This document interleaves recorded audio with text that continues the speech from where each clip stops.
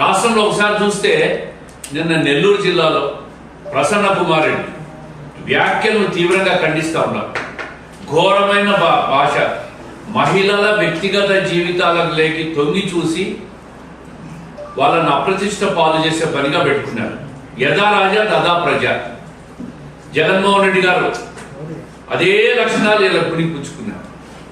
గతంలో 10-15 సంవత్సరాల నుంచే ప్రసన్న కుమార్ రెడ్డి గారి దగ్గర బంధువే కదా ప్రశాంత్ రెడ్డి గారు. ఈరోజు కొత్తగా కనిపించింది ఆ వ్యక్తిత్వంని.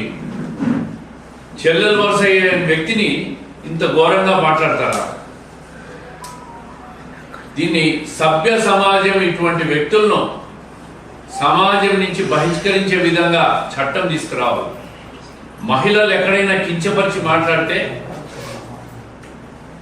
చట్ట ప్రకారం వీళ్ళకి శిక్ష పడేటట్లు దేశంలోనే చట్టం వచ్చే విధంగా రావాలని చెప్పి నేను కోరుతా ఉంటాను కేంద్ర ప్రభుత్వాన్ని కూడా.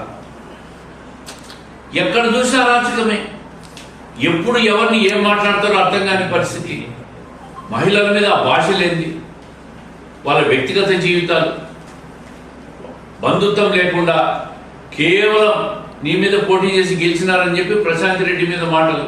ప్రసన్న కుమార్ రెడ్డి 5-6 సార్లు ఎమ్మెల్యేగా ఉన్నాడు, సీనియర్ నాయకుడు.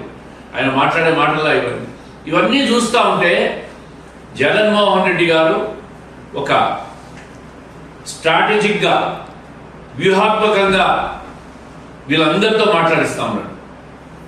రాష్ట్రంలో అశాంతిని నెలకొల్పాల అంటే అశాంతి వస్తే ఈ ప్రభుత్వం మీద బురద పడుతుంది. శాంతి భద్రతలు విఘాతం కలిగించాలా.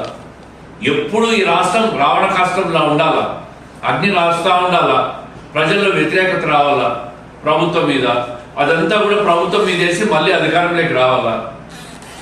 ఉనికిని చాటుకుండేదానికి ఇటువంటి కార్యక్రమాలు చేస్తున్నాడు. ఈరోజు ప్రజలు ఎక్కడికైనా ఈ సంవత్సర కాలంలో మేము పలకరిస్తే శాంతి భద్రతలు బ్రహ్మాండంగా ఉన్నాయి, అరాచకం లేదు, ప్రశాంతంగా ఉన్నాం, రాత్రి కూడా నిద్రపోతున్నాం మేమని చెప్పి ప్రజలు మేము పలకరిస్తూ ఉంటే వాళ్ళ ఆనందం చూస్తూ ఉంటే మాకే సంతోషం వేస్తూ ఉంది. ఈ తరుణంలో రాష్ట్రాన్ని నాశనం చేయాలని జగన్మోహన్ రెడ్డి గారు ఆయన కంపెనీ ముందుకు పోతా ఉంది. ఇది ప్రజలు అర్థం చేసుకోవాలి.